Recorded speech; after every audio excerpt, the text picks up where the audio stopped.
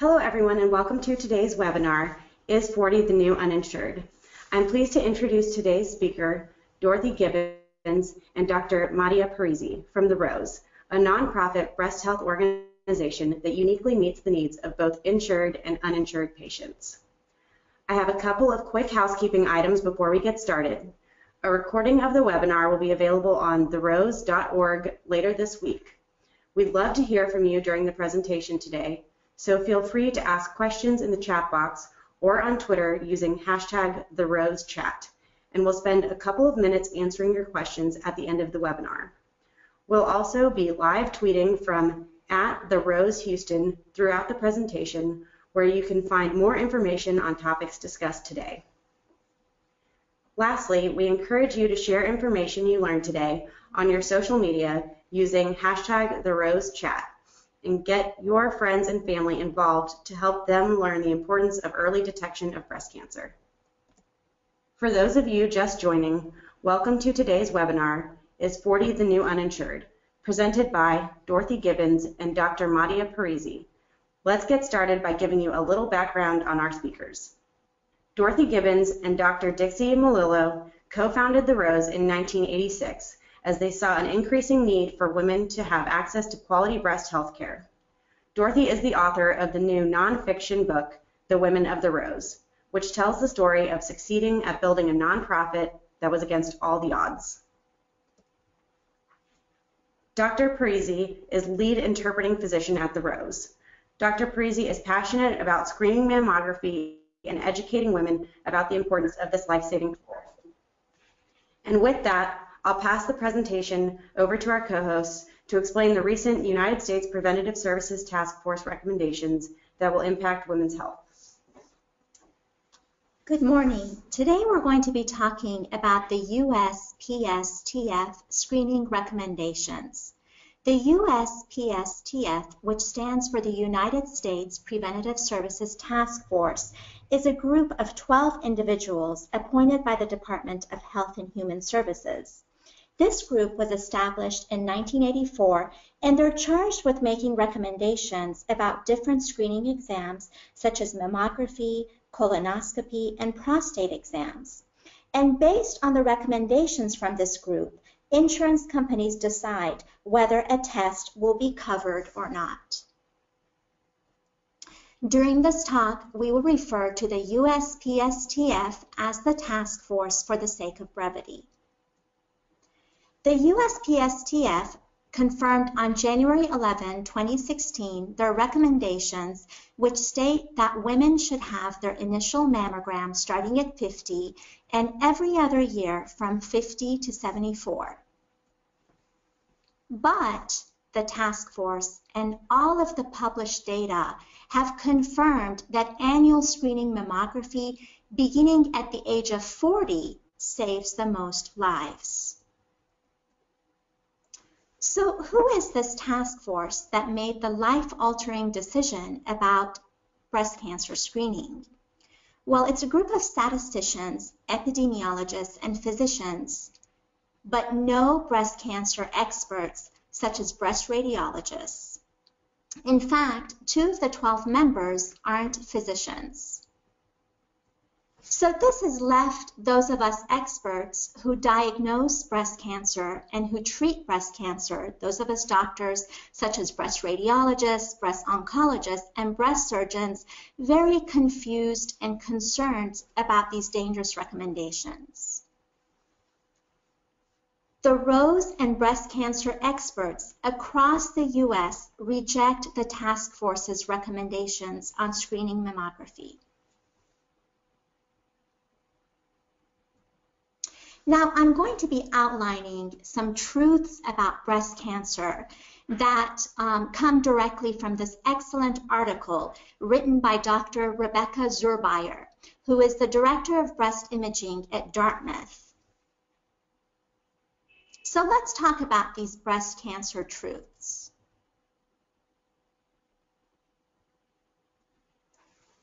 Truth number 1, mammography saves lives. Before mammography, 50% of breast cancer patients died.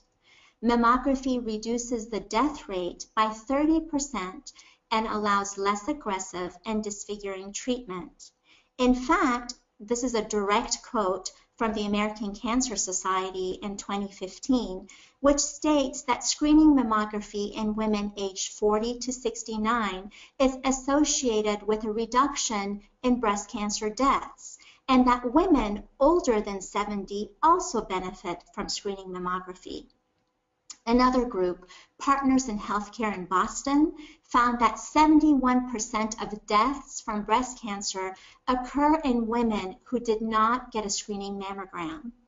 And what's interesting is that the task force does not disagree.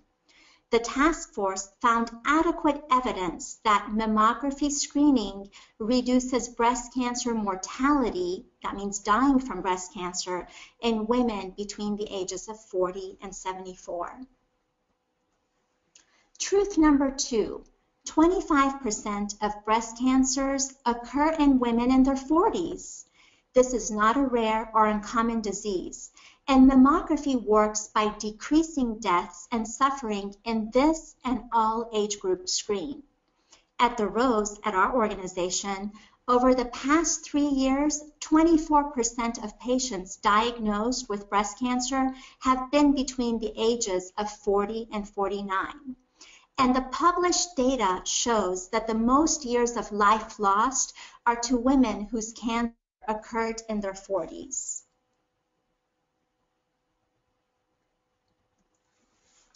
Truth number 3, size matters and cancers grow.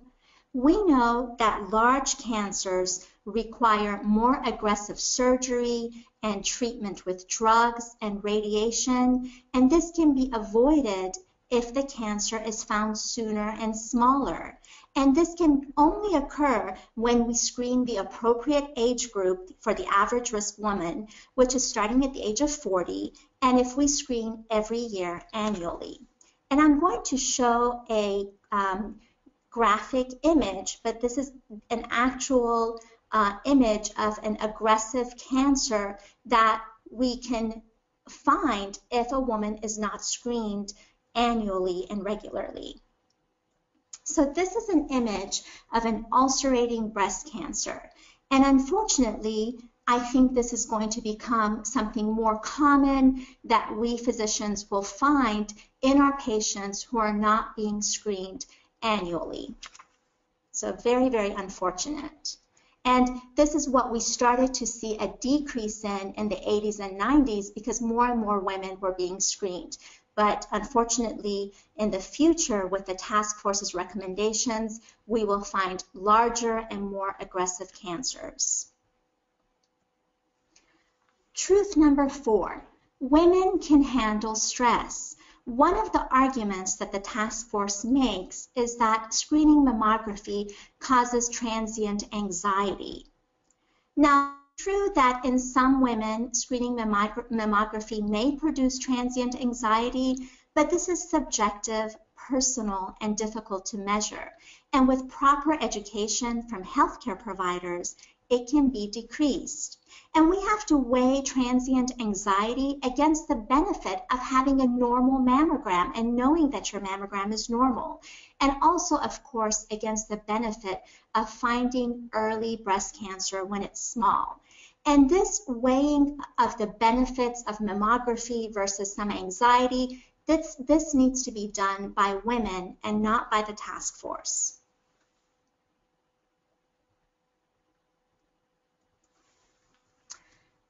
Truth number 4, women can handle stress.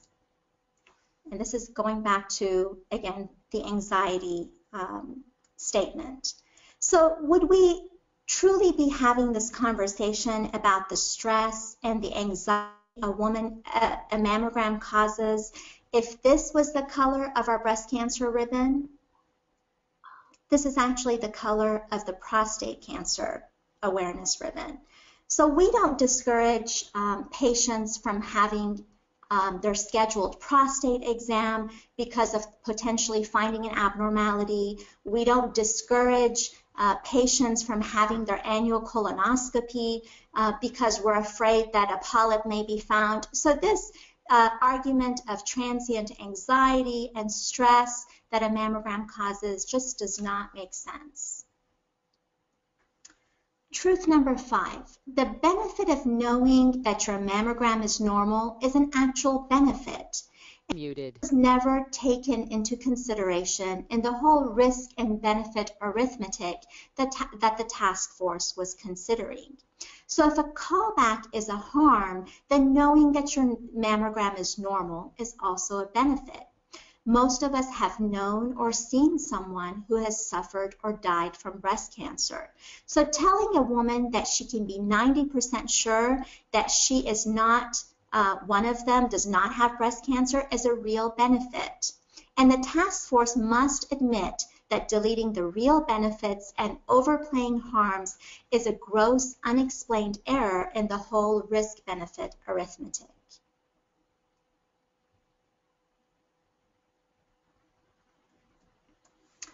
Truth number 6, suffering is not in the equation. The task force was forced to admit that they excluded suffering, also known as morbidity, in their harms versus benefits equation, and that the only benefit that they took into consideration is that if a patient doesn't die as a direct result of breast cancer, and this is called mortality. So let's talk about morbidity. This is what we see when we discover cancers that are larger as a result of not screening the appropriate population, meaning women starting at the age of 40, and as a result of not having annual mammography, which is in their recommendation for women between the ages of 50 to 74. So when we don't screen annually and we don't screen the appropriate population, we see morbidity. So larger cancers, what do we see? We see the costs are losing a breast, money, vacation days, jobs, hair, memory, sex life, vigor, and the ability to care for oneself and others. These are considerations that were not taken into account by the task force. Truth number 7. Now, remember, the task force's recommendations are for the quote-unquote average risk population. And they state that women can discuss with their healthcare providers their family history and decide whether they're at a higher risk. And if they're at a higher risk, then they can be screened earlier, starting at the age of 40. Well, that argument does not make sense. So risk-based screening is invalid. And the reason it's invalid is that 75% of breast cancers occur in women with no family history of breast cancer. The number one risk for breast cancer is gender, is simply being a woman. So risk-based screening is invalid.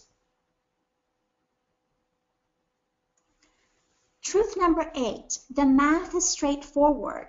For every 1,000 women screened, there are less than 100 women asked to come back for additional views.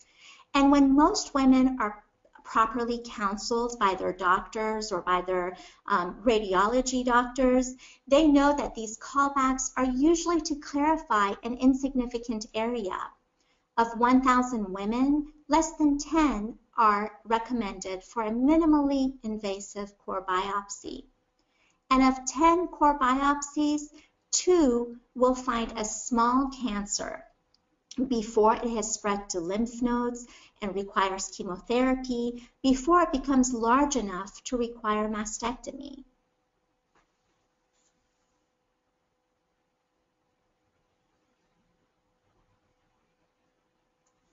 So what will happen if we follow these dangerous recommendations from the task force? Well, the National Cancer Institute has implemented models, and these computer models have calculated that if women who are in their 30s now follow the guidelines, an additional 100,000 lives will be lost. And these are lives that could have been saved if screening mammography had started at the age of 40. And what's interesting is that the task force agrees that more lives will be lost. So lots of contradictions. The task force contradicts itself over and over again, and yet has made these dangerous recommendations.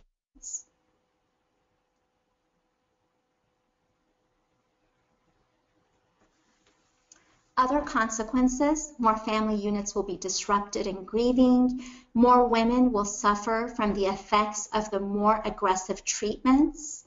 And this is what's very, very disturbing, is that insurance companies and health plans will withdraw coverage and make this life-saving test financially inaccessible. And let's talk about the cost to society. 30% of women who need to undergo chemotherapy never return to the workforce. And the average cost of providing end-of-life care to the additional women who will die as a result of these dangerous recommendations will be approximately $4 billion.